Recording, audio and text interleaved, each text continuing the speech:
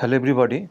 Now we'll discuss about the finite element modeling of the solid state welding process. Solid state welding process, normally this friction welding process, friction stir welding process, which is extended part of the friction welding process, and hybrid FSW process, that means hybrid friction stir welding process.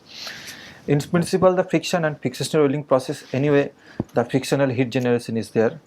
Apart from in FSW friction stir welding process, apart from some frictional heat generation, there are some mechanical stirring action is also involvement in FSW process. So we'll try to look into how we can do in general the finite element modeling of these particular processes.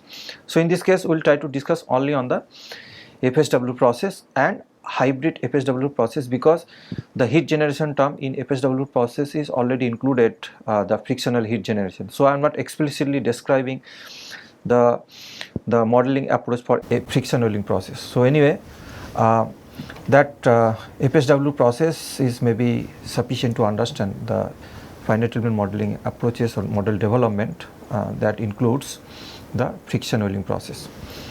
Definitely, once we look into that any kind of the modeling heat transfer analysis or maybe stress analysis part, in that cases we need to know what are the governing equation and accordingly what kind of constitutive relation between stress strain, displacement strain, all this kind of relation we are using, that should have some idea about all these particular processes. So governing equation, if you look into this unsteady state heat conduction equation, that we have already familiar with this particular equation. Here we use a simple heat conduction equation. Heat generation term is there, I think Q dot heat generation term is there, rho Cp del T, but this is the transient part.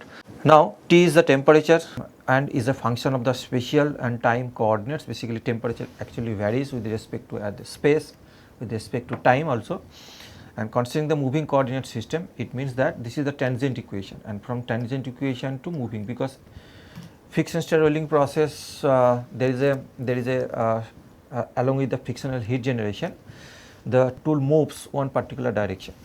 So to account the movement of the tool, then we can convert into the moving coordinate system.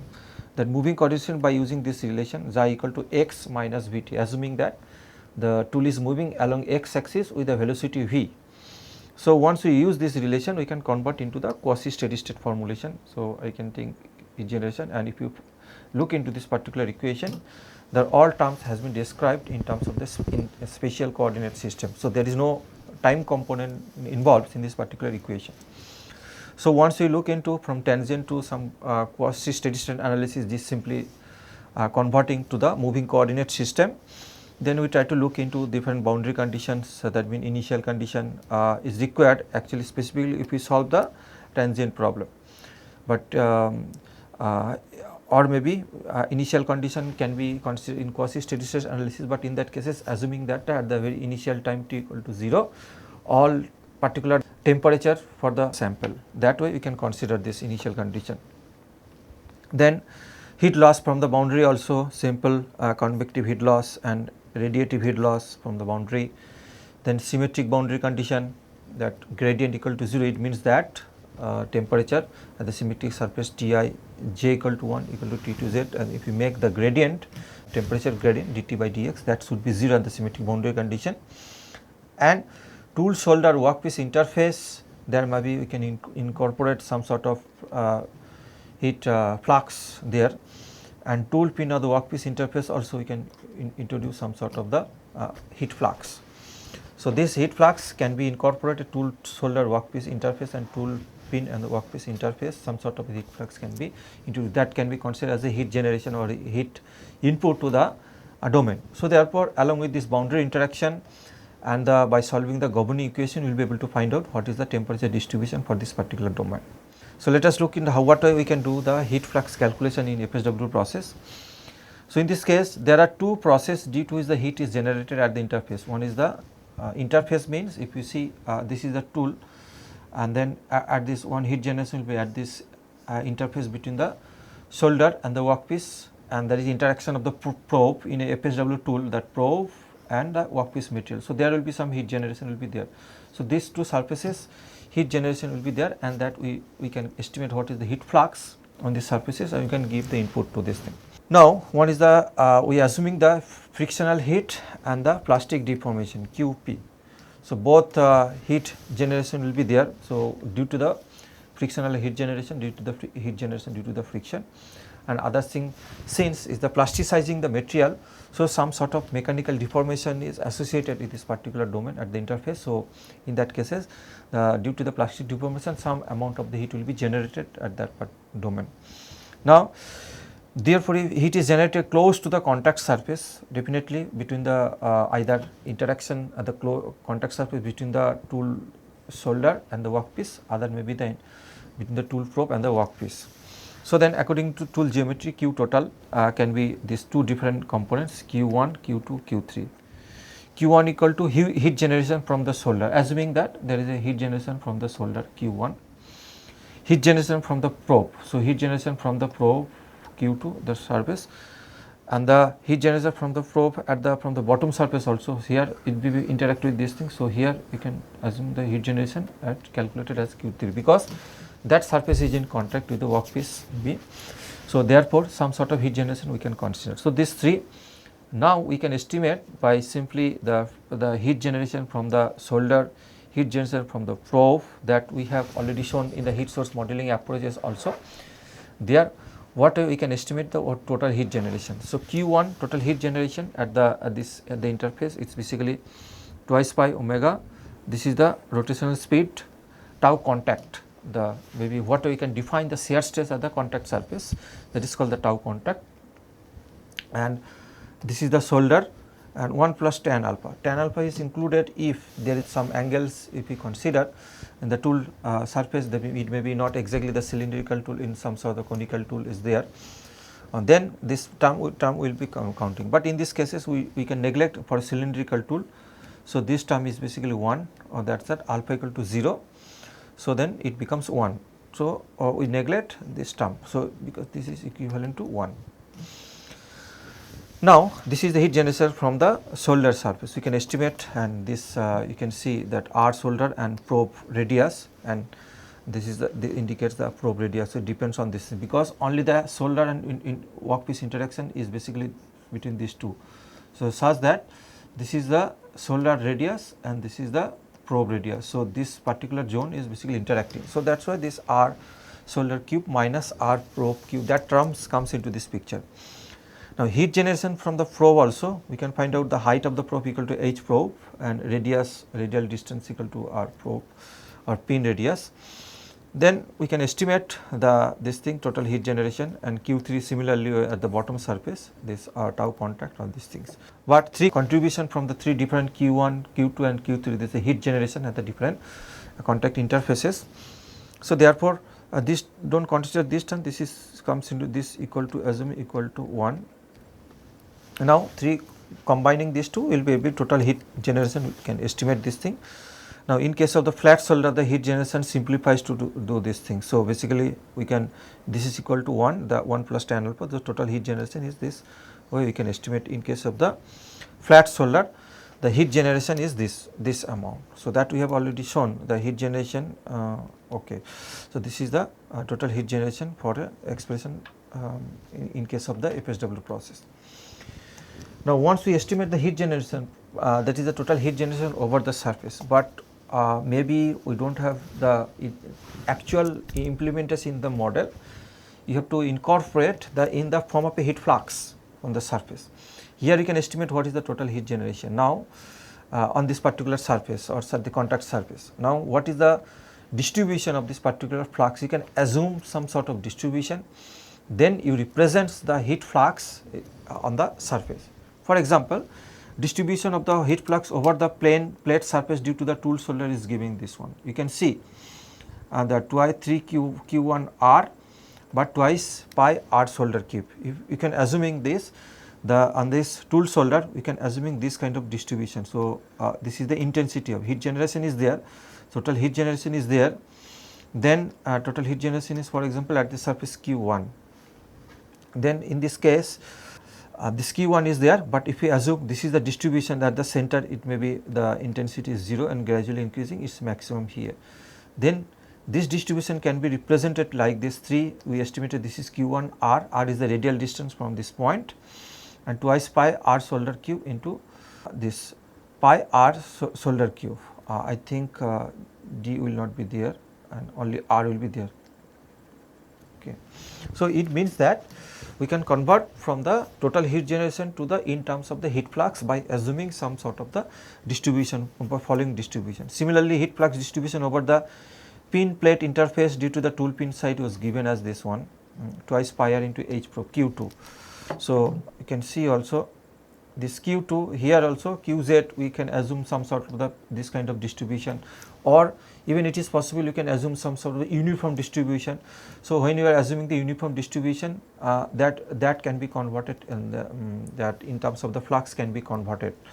So, that is why once we do different kind of the distribution, in this cases Q probe can be like that this way, and this twice pi r probe into H. So, that any kind of distribution we can follow and then accordingly we can represent the heat flux.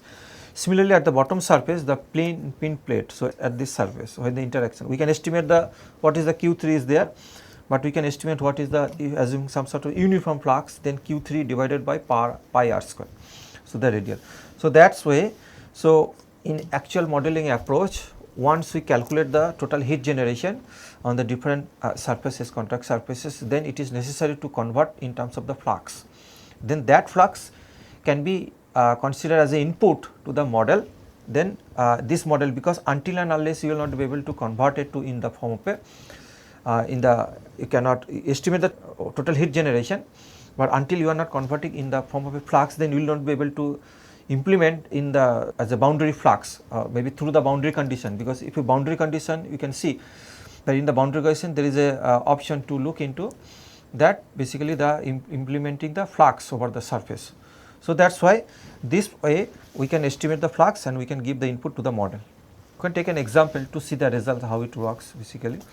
So, friction stir welding process 5 millimeter plate and some aluminum alloy you consider, and the total at 1400 rpm and 40 millimeter per minute. So, all the thermal properties are considered as a function of temperature. So, in this particular simulation it is necessary to consider the temperature dependent properties. 95% of the heat was transferred to the workpiece. Basically, what are the we are calculating, we can assume the total of 90. So, efficiency maybe we can say that 0.95, such that 95% of the heat was transferred to the workpiece. The heat input is linearly proportional to the distance from the center of the tool. So, that means it is varying linearly from the center to this. So, we are assuming this in the form of a distribution. Plunging force applied to the plate surface by the tool creates uniform pressure over the solder surface. So, P term is also there. So, we can assuming that it creates some sort of the plunging force plate surface to create some sort of the basically uniform pressure, that we can assume. So, that accordingly we can decide the distribution of the heat flux can be uniform also. The heat is generated from the workpiece by the friction force only. So, heat generation on the workpiece is considering only on the frictional force. Therefore, we can create some sort of, suppose this is the model geometry, we can sample geometry we can create, then this is the tool dimension we have defined, this is the solder and this is the tool pin, and accordingly the analysis, the workpiece is meshed using the brick element and then 8 noded brick element. Temperature is the only single degrees of freedom, that means each and every node we are doing only for the temperature analysis, and we can see by at each node and by other orthotropic material properties we can consider all the material properties, but in these cases there is a need to consider only the thermal properties for the thermal analysis. So, for typical example, this is the domain, we discretize the domain, we can expect this as much as 2,26,000 total number of nodes and around 2,01,960 is the number of elements.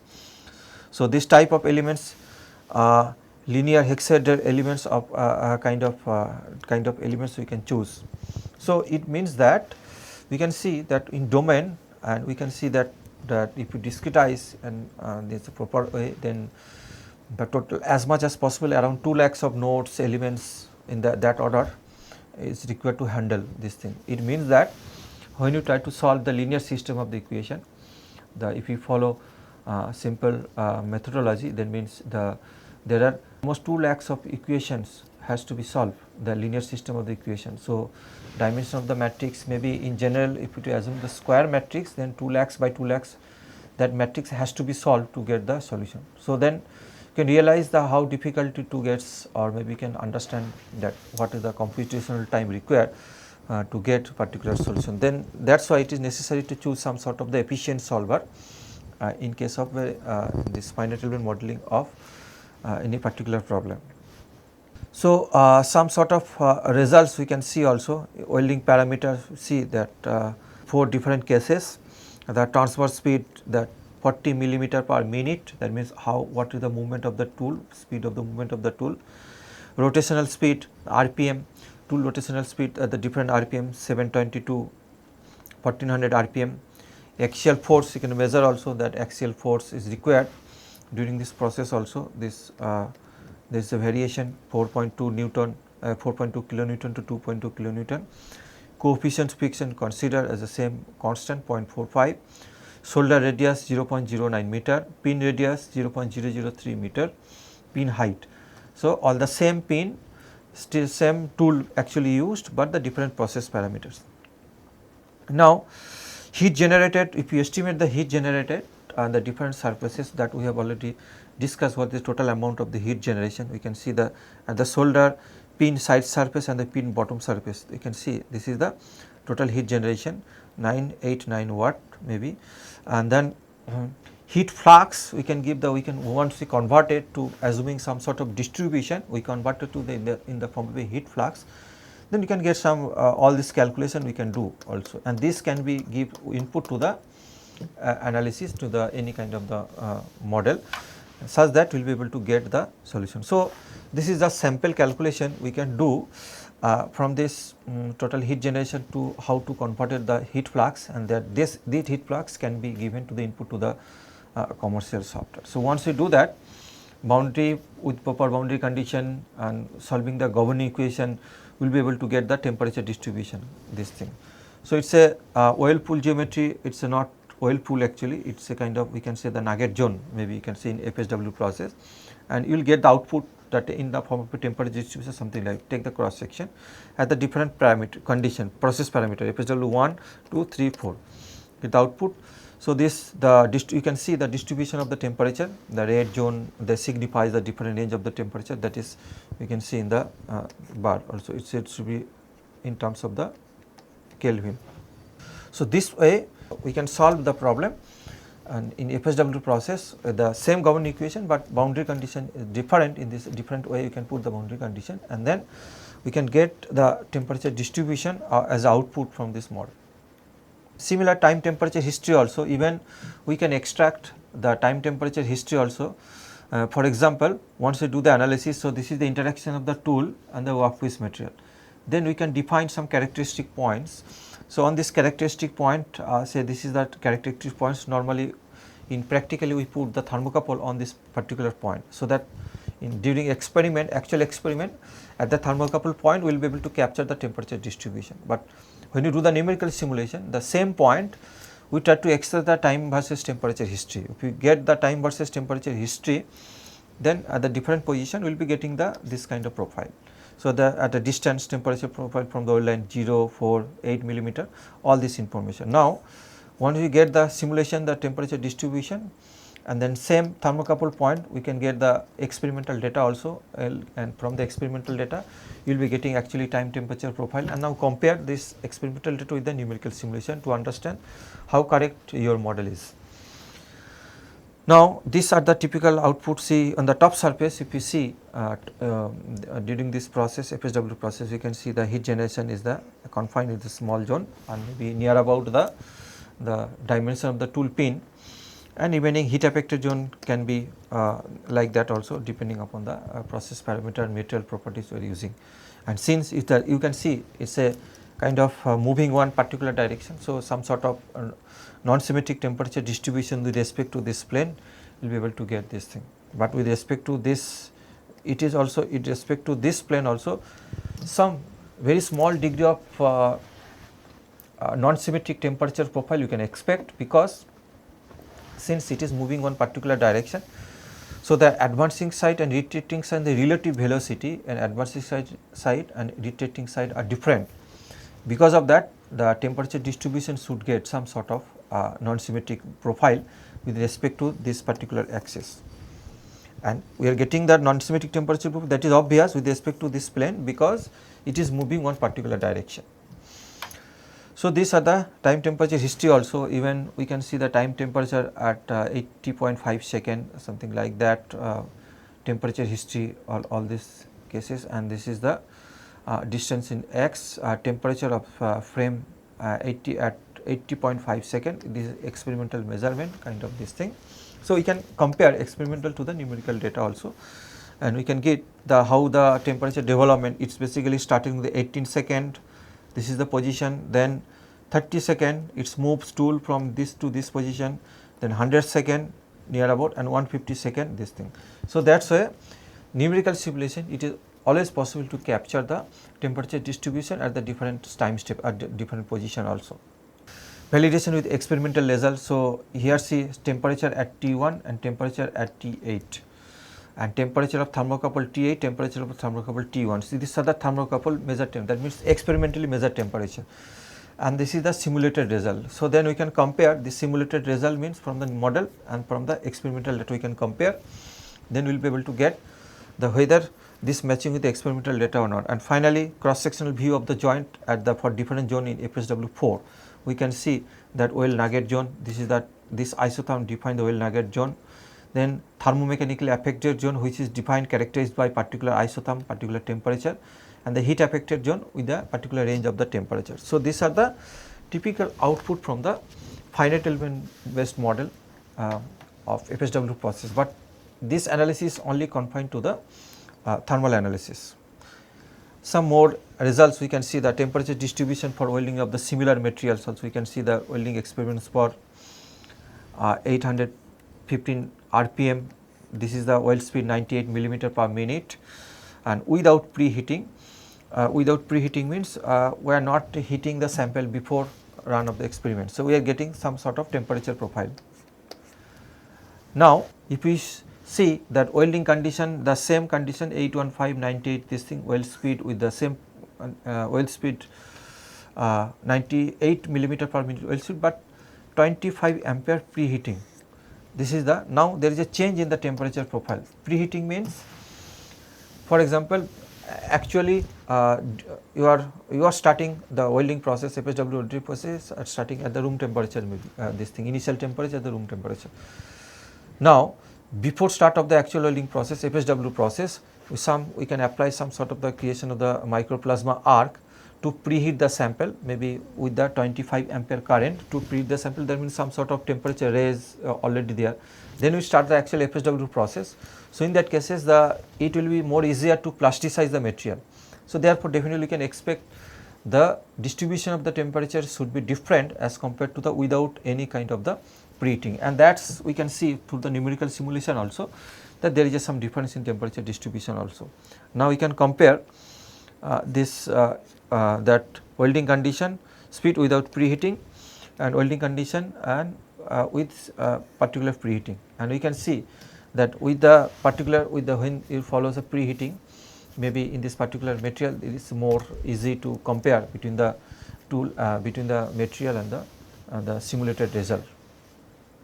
This way we can find out this material and the simulated result more close with this thing. It means that from the simulation we can take that kind of information, that it is sometimes there may be need to achieve certain temperature.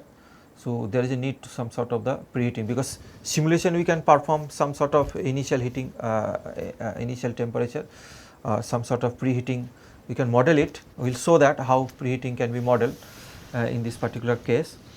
Then this information can be more easily to get from the numerical model data or maybe simulation result, and then accordingly we can design our experiments to cater the different amount of the preheating required for to weld very good weld in case of the FSW process. But in this cases the information is restricted to only for the temperature distribution, or we can say only for the thermal analysis. Now, it To some extent it is possible to develop in FSW process to look into the strain and strain rate this thing, and to explain the recrystallization phenomena associated with the FSW process also. See these cases we can see this is the tool material and the workpiece material, and tool means that solder is interacting on the surface, and this is the pin, or this is the zone or domain maybe, and this particular affected zone, and that zone we can consider as a continuous dynamic recrystallization zone, assuming the recrystallization mechanism in case of the aluminum alloy is the CDRX, continuous dynamic recrystallization exists in case of the fixed star welding of the aluminum alloy. But once we try to analyze the recrystallization mechanism and understanding the recrystallization phenomena associated with the FSW process, in this case it is also necessary to look into the calculation of the strain and strain rate in this particular case. So, strain and strain rate, the simplified way we can estimate the strain and strain rate that epsilon dot RR radial direction, we can see this is the, see suppose this is the Vt, the tool of the velocity of the tool, and the rotational speed, and particular point we can find out this is the at this particular radial distance, that a component of the velocity is this up as at a particular angle theta with respect to that, and this is the radial velocity and tangential velocity. Similarly, at a distance this is the radial velocity and this is the tangential velocity. So, that radial velocity, tangential velocity, each and every point we can get from this modeling approach. So, let us look into this thing, how we can estimate the strain rate and the radial direction. Epsilon dot RR, so del UR, that means velocity UR, radial direction the velocity by del R, that is a representation of the strain rate along the this thing along the radial direction. Similarly, strain rate along the theta with respect to the theta at a particular angle theta, 1 by R del U theta by del theta minus del U by del R. So, similarly, epsilon, this is the expression for that, and epsilon z also del U z by del z. So, basically U R, U theta and U z, this R theta z coordinate system, we need to know at a particular point what are the different velocity components, and from there we can find out U dot epsilon dot R theta, epsilon dot theta z, epsilon dot z r, all the expression are they standardize this thing. So, from there this is the strain component, strain rate component. Now, once we get the individual strain rate component, what if you remember when you do the stress analysis, we are getting the what are the normal stress component in particular position, what are the shear stress component, and from there we can find out what is the effective stress. Effective stress means we represent one single component of the stress, which is combined effect of all the different components. So, similar way, what is the effective strain, by following the von Mises condition, we can find out the effective strain 2/3 by epsilon z I j half, that means taking into all the strain rate component. Then we represent one single component of the effective strain rate. So, once we get the effective strain rate, the strain rate values are obtained from the strain rate using the rotational speed as well also. So, then once we get the effective strain rate, from effective strain rate we can find divided by n is the rotational speed, we can find out what is the value of the strain. So, strain rate is basically the epsilon by del t, change of strain with respect to time, that is the strain rate. Now, from the other way also, if we have the strain rate value, then divided by rotational speed, we can estimate what is the effective strain. Now, CDX, some analytical relation we can follow, or some this case, thus assuming the CDX phenomena, modeling takes into account with a few material constant to predict the average grain size in the weld joint. So, to D, what is the grain size assuming the continuous dynamic recrystallization mechanism, there we can relate this thing C1 is the constant, material constant, we can see the epsilon, that means strain, it epsilon dot strain rate, and D may be the material constant other value, and Q by RT, Q by RT, Q may be the activation energy to start the recrystallization process, and then R the characteristic gas constant, T is the temperature. So, basically apart from the material constant, there is a need to know that actually this kind of mechanism will always link with the strain and strain rate phenomena, basically recrystallization. So, that information, that values are required actually to estimate to predict the what is the recrystallized grain size. With appropriate value, all these things we can find out distance from the weld center, we can estimate the strain rate, and this thing strain rate is that literature data, strain rate estimation is that at this particular position, and then calculated data strain rate can be a prediction which is close to the experimental value. So, it was found that non-symmetrical strain rate distribution under the tool shoulder is around 4.5 1 by s, that means second, is equal to 4.5 1 by second, that is the strain rate around the tool axis. The calculated strain rate is 4.8, which is symmetric about the tool axis due to the assumption of the symmetric velocity and temperature field. So, we are getting the symmetric profile for strain rate, it should be non-symmetric, but we are assuming the calculated this thing symmetric velocity and temperature field, we are assuming, that is why we are getting some kind of the symmetric profile of the calculated data, calculated strain rate. Now, grain size can be estimated at the different position also, calculated and experimental grain size distribution in different zone during the FSW process also. So, in the nugget zone, the grain size is around this, and then it is a calculated value on this, and the heat affected zone are near about this value, and the experimental value we can see it is very close to the base metal, this is the grain size. So, we can see the grain size for the base metal, it is very, grain size is very large, but in the friction stir welded zone, there we can find out the even nugget zone, the smallest values of the grain size is the 20 micrometer, but in the actual base metal it was around the 100 micrometer. So, definitely some refinement of the grains normally occurs in FSW process, and if we assume that it follows some kind of recrystallization mechanism, because this mechanism depends on so many factors also, but mainly it depends on the type of material. So, which material we are handling.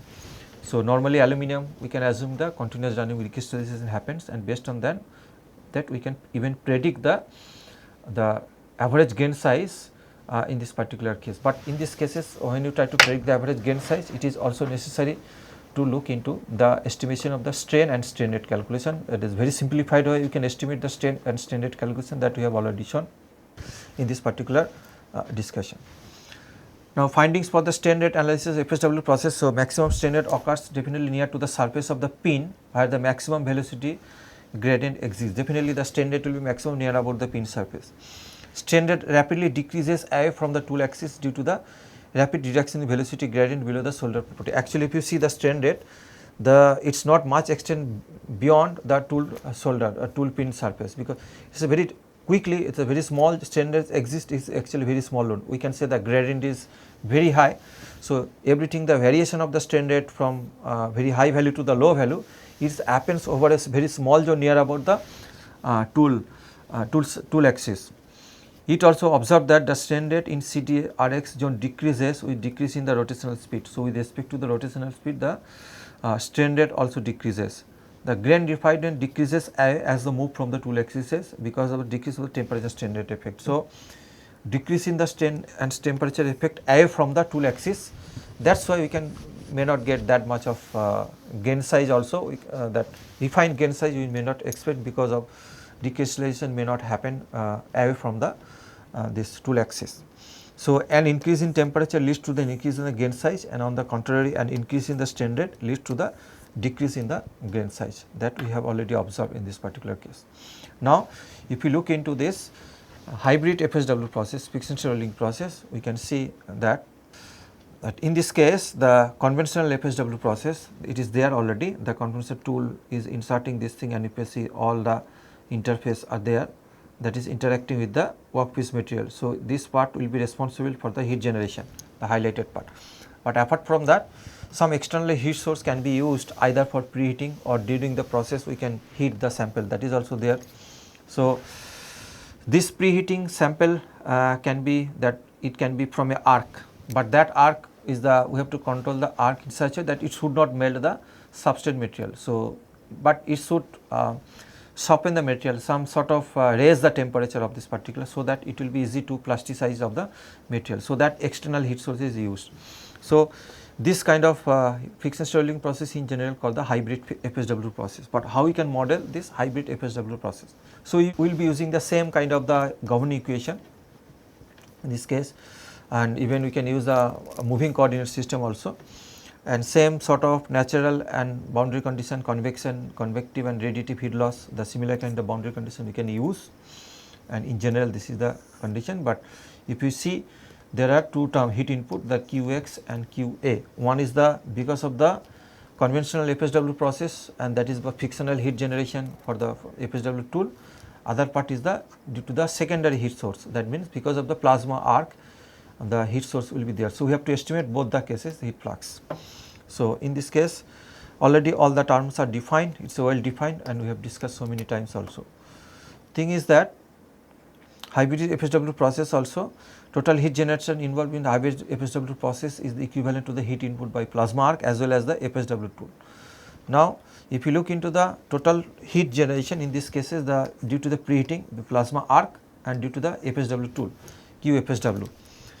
Now, if we look into the heat is transferred to the workpiece by preheating source is determined by this way Q preheating, that means total we know this is the total heat by the arc also. So, total heat input, the efficiency term I current and voltage, that is the total heat input by the preheating source, or maybe in this case this is by the arc.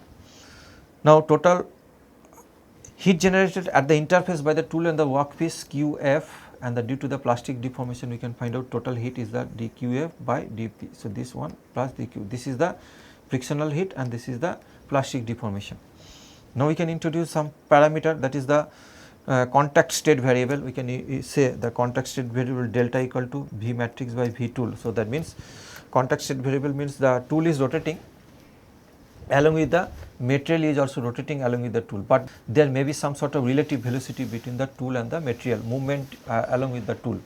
So, to account this relative velocity we can say that some kind of the contact state variable.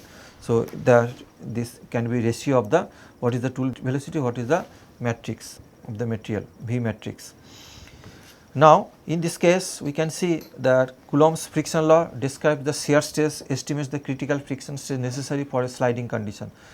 Basically, we can say the total heat generation by the FSW tool can be defined to two components. What is the sliding condition and sliding and sticking condition. Sliding and sticking condition, maybe we can say partially sliding and partially sticking during the actual process. So, in that cases when you take the sliding condition, and then in that cases the contact, that means contact shear stress is basically follow the Coulomb's law of friction, mu into P, coefficient of friction and the pressure applied, all these things.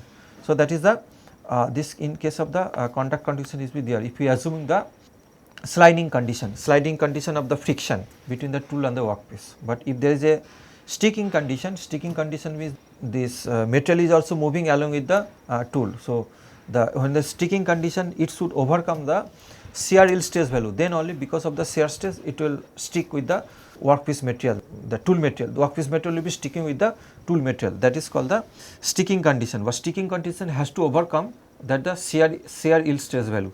So, shear yield stress value, the tau contact can be the tau, the shear yield stress value, but shear yield stress value is the normal yield stress value sigma y by root 3. This is the sigma is the normal yield stress value. So, do not confuse with the shear yield stress value and the normal yield stress value. So, here I can put, and accordingly then we can use the total heat generation is can be like that delta, they can take the contact state variable delta, and that one part then total is the for the sticking condition delta into the FSW, the sticking condition, and then 1 minus of delta into the sliding condition. So, therefore, if we consider both sticking and the sliding condition, then total heat generation by the cylindrical tool can be expressed like that 3 delta tau y 1 minus delta mu p. This is because of the sticking, and this is because of the sliding condition, and then other part we can look into this thing. So, therefore, the frictional heat generation further modified by looking into the sliding and sticking condition, we can estimate this frictional heat generation. Now, material model for the dissimilar joint. Now, there is another aspect. Suppose we are joining the two different kind of material. So, for example, aluminum and maybe you can get the aluminum and copper. We can join these two materials also. So, in that cases what we can define the material properties when you try to do the simulation of in FSW process. So, dissimilar material, the concept of the time varying functionally graded material. Functionally graded material concept we can use time varying functionally graded material. For example, we can take the concept of the functionally graded material. So, this is the tool interacting with the material. So, this side copper, this side aluminum. So, then it is interacting with these things, and after some time it is basically this zone is filling by the mixture of the aluminum and the copper also. Then this is the pure copper initial, and this is pure aluminum, and this part will be the mixture of the copper and aluminum. So, we are assuming the properties of the functionally graded material. So, like that only we can define suppose this is the weld zone. So, this is the weld zone, this is the functionally graded material consisting of the both copper and aluminum, but remaining part pure aluminum, other part is the pure copper. So, accordingly we can define the different material properties also. So, that formation of the functionally graded material we can see in this way also. This is because keep on moving one particular direction. If you take the cross section, this part is the FGM, functionally graded material. Now, how we can, according to the mixture rule of the functionally graded material, the material properties has to be defined such that it can takes in a different way the averaging of the both the material. For example, since it is a mixing of copper and aluminum, then you can follow some sort of conductivity can be combined of the K1 and in terms of the K2, and V1, V2 is basically represent the what is the fraction of the particular material. Similarly, specific heat also we can see, density also we can see rho 1 V1, rho 2 V2. So, fraction of particular material of one material and fraction of the other material. So, this way that functionally graded material FGM material in this particular zone, we can define this typical material properties, the combining of both the kind of material properties, then we can perform the simulation. Then we have observed the isotherm profile welding of the different type of the similar material. We can see different type of the similar material. This we can see that movement of this material is moving one particular direction, and we can see the temperature profile is found on the workpiece material below the tool shoulder. So, that kind of temperature profile we can getting and without any kind of the preheating. Now, if we do the simulated profile, if we do follow some kind of the preheating, we can see there is a difference in the temperature profile. So, this information we will be able to do if we develop the model assuming some sort of the preheating or external heat source is using in hybrid FSW process, and we can incorporate this thing in temperature analysis, and then we can find out there is a difference in the temperature distribution, and we can get lots of information from the temperature analysis. We will see later on also. So, here temperature profile and the corresponding yield stress we can see at the middle line of the workpiece for different preheating. See, welding condition is this 815 RPM 98 millimeter per second and yield speed. Then we can see that at the preheating current 0 amp, basically we are not using any kind of the preheating. So, therefore, the temperature profile is this, but suppose we are using the 45 amps preheating from the secondary source, then temperature profile is this. So, there is a difference between this temperature profile. Even yield stress value also as a function of temperature, we can plot it the distance from this as a function of temperature. So, at 0 preheating, so this is the yield stress value, this was the yield stress, but if it is maximum value of the preheating, we can get the yield stress value is very lower. So, we can see the yield stress value is lower as compared to the conventional FSW process. So, it means that if we preheating helps to reduce the yield stress values, then it will be easy for plasticization of the material. So, that kind of the benefit we can get from the hybridization of the FSW process. So, here we can see the flow stress value in this case 20 to 30 megapixel ahead of the tool shoulder, and at no plasma current is high as decrease at no plasma current is high, whereas it is decreases up to 10 megapascal 10 to 25 mega ahead of the tool shoulder. So, some sort of the decrement of the flow stress value, because with the application of the preheating we can observe, and that kind of information we can get from the numerical simulation also, and that numerical simulation of the temperature distribution. So, once we get the temperature distribution, then we can, using this particular information of the temperature for particular position, we can define what are the yield stress value or what is the flow stress value for a particular position, because flow stress value at different temperature, it is well defined property for a particular material. So, then what is the reduction of the flow stress value or yield stress value, that will help to design the process, how much preheating current we should use, such that we can make the easier for the plasticization of the material, harder material. This temperature profile for welding of the dissimilar metals, we can see also this enhances the weldability, the increase in temperature also. So, here we can see the temperature between aluminum and copper at the different position, we can see the measure the temperature also. Without preheating, figure A, without preheating we can get some temperature profile, but with preheating 55 amp we are getting this kind of the profile. Now, what kind of conclusion we can get from this thing preheating? We can see that temperature profile corresponding yield stress value A. So, aluminum side and the copper side, this is the without preheating. So, this is the this was the temperature profile. Now, with preheating 65, this was the temperature profile. Now, what are the corresponding yield stress value? If you see at the 0, that means without any preheating, this is the yield stress value. Because yield stress value aluminum side, definitely yield stress for aluminum is low as compared to the copper, and yield stress value of the copper is this. So, there is a transition at the interface from aluminum to copper side is very high from this amount of the transition value of the yield stress. Now, if we apply preheating of the particular position, or maybe preheating either offsetting or exactly at the center point also, anyway some sort of the secondary heat source we apply in case of dissimilar welding of material, then we can see that at maximum preheating this was the profile of the yield stress value. So, it means that at the transition state there is not much drastic variation of the yield stress. So, that is why it makes more easier, there is not much variation of the yield stress at the transition zone between the one material to another material.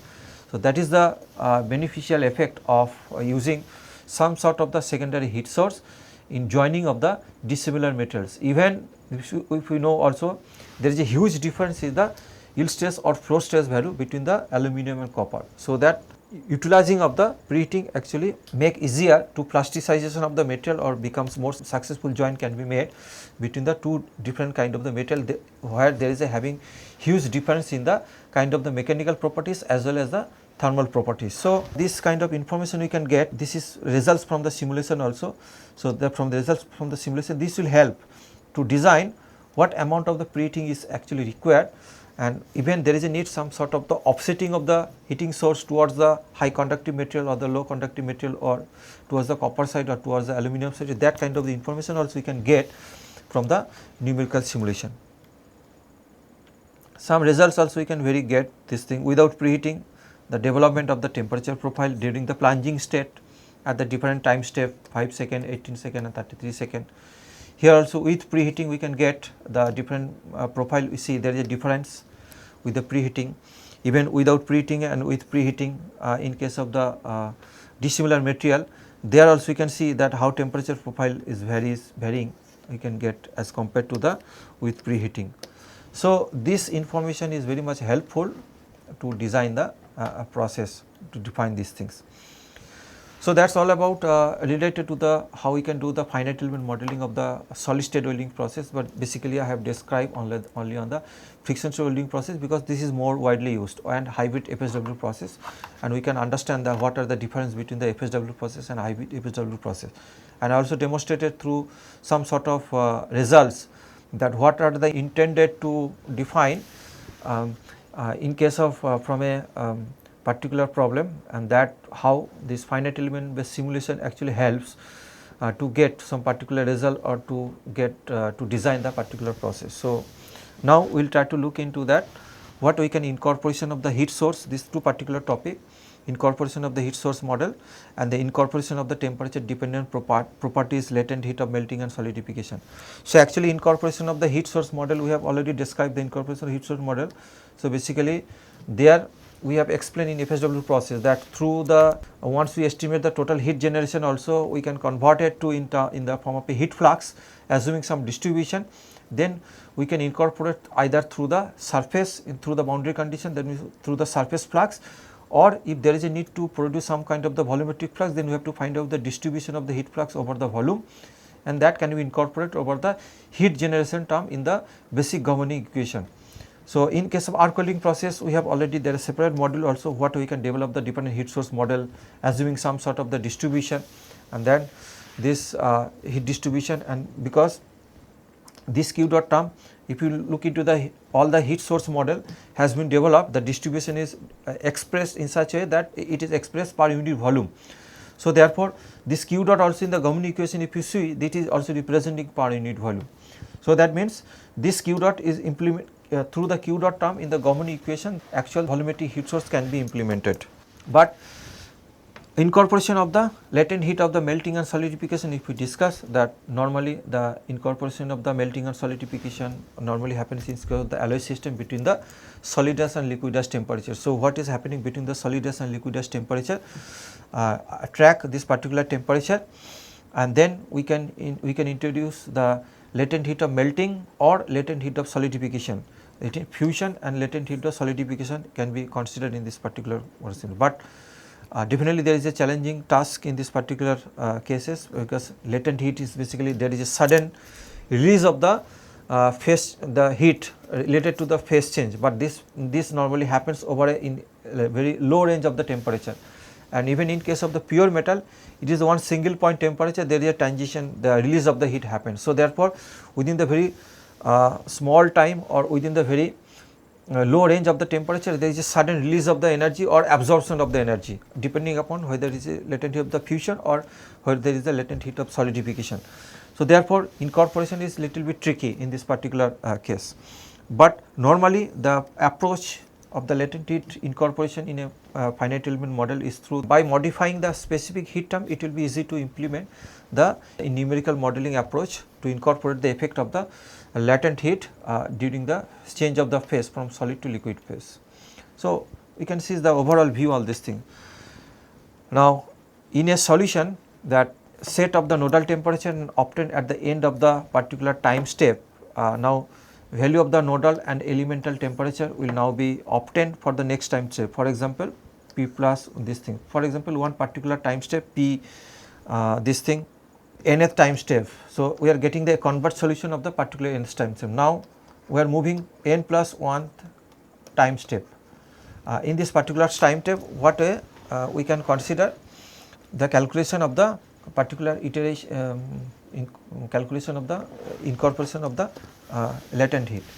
So, in general, we can see the specific heat Cp equal to C1 for temperature, we can define the temperature flag also here, temperature less than solidus temperature, specific heat is equal to C1. Then temperature above liquidus temperature, then Cp equal to C2, some other specific heat. So, these are the specific heat, but there if within the solidus and liquidus temperature, the particular specific heat is basically their average of the specific heat at the solidus and liquidus temperature plus latent heat divided by, because this is latent is this divided by TL minus TL, that means the L divided by some temperature. So, the range between the solidus and liquidus temperature. So, that can be artificially added to the specific heat to look into artificially enhancing the specific heat value between the solidus and liquidus temperature. So, that is the approach to incorporate the effect of the latent heat of melting and solidification in a numerical model, but there are different cases can be considered in this case. So, for example, they are just jumping from one particular point, say which is out of the solidus and liquidus temperature, and this from this say at the nth step, that is the converged solution of the temperature. Now, in the next step, the prediction of the temperature can be done in such a way that it can go either this which is even below the solidus temperature, or temperature can go between the solidus and liquidus temperature, or temperature solution can go out of the solidus and liquidus temperature. This is the case 1. Case 2, we can start with the say converged solution or particular nth time step is maybe in between the solidus and liquidus temperature. Now, when we calculate the temperature for the next step, then it can go directly to the below the solidus temperature, it can go more than, but between the less than liquidus temperature, or which can be more than that of the liquidus temperature. Even case 3, we can start the from between the solidus and liquidus temperature, but it can go on temperature outside of more than liquidus temperature, and it can go less than that of the between the less than solidus temperature. This normally happen during the solidification, but one increment this normally happens during the when assuming the during the heating stage, and this may happen during the cooling stage. So, therefore, it may happen less than that also other temperature. So, looking into the different aspect, different possibilities of when one reach to another state, we can decide the different strategy, and accordingly we can develop the algorithm such that we can estimate this thing, the possible temperature, and from there we can estimate what is the value of the specific. So, say at when you moving from one particular point to other point, either during the in the solidification, that means during the solidification means during the cooling we can say, or during the fusion, that means during the heating stage. So, then accordingly different temperature can be assume this thing, and once we look into what temperature it is moving, based on that we can choose the value of the specific heat looking into this range, looking into this temperature flag of the specific heat. So, this is the simplified way to incorporate the effect of the latent heat of the melting and solidification in a modeling approach. Now, incorporation of the temperature dependent properties also in the similar way can be done the other way also. For example, the elemental equation, normally we finally reach this elemental equation A T equal to F. So, that means load and this matrix, and T is the temperature. We solve this equation. Now, we can solve this equation, but definitely when you try to incorporate the temperature dependent properties, it is necessary to follow some sort of iterative calculation. So, for example, we start with this point T1, maybe one convert solution one particular time step. Then we can find out that what's maybe the next temperature state, that intermediate temperature. We can assume some sort of intermediate temperature, but intermediate temperature can be like that, you know, T1 plus what is the predicting this T2 temperature minus T1, the difference into some factor we can predict. So, therefore, nodal temperature solution at the end of the current time step or the load step are recalculated is like that T2A. So, therefore, then once we recalculate the predicted temperature T2E, and then we can estimate what is the error in this particular case. So, T2 minus T2E dot by T2 error, and then once the between the T2E dot and T2E is close to each other, then error will be the minimized in this particular case, and then on acceptable less than that a particular error, then we accept this is the converse solution during the iterative calculation. We have already explained that how we can tackle the nonlinearity associated with the temperature calculation, we have already discussed, but this is just a small part that we can incorporate the temperature dependent properties also in iterative calculation during the particular model. So, with this, thank you very much for your attention, and maybe I finish this particular module. Now, next class we will try to discuss some sort of the demonstration using kind of some kind of using commercial software in specifically focusing on the thermal analysis. So, thank you very much.